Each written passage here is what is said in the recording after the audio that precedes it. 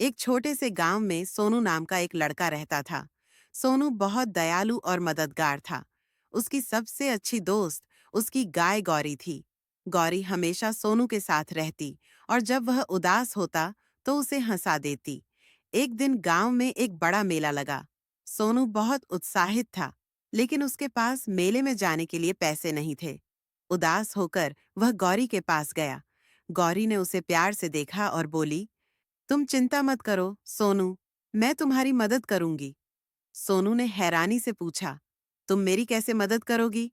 गौरी मुस्कुराई और बोली, तुम मुझे मेले में बेच दो, मुझे खरीदने वाला कोई अच्छा इंसान होगा। सोनू को यह सुनकर बहुत दुख हुआ। उसने कहा, मैं तुम्हें कभी नहीं बेच सकता, तुम मेरी सबसे अच्छी दोस्त हो।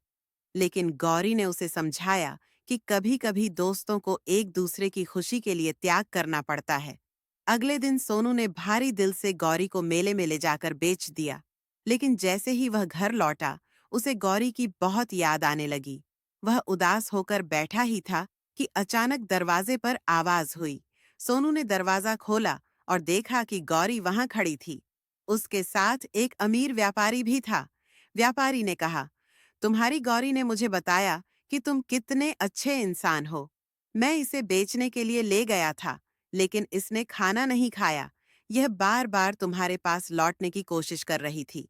इसलिए मैं इसे वापस लाने के साथ तुम्हें एक इनाम भी देना चाहता हूँ।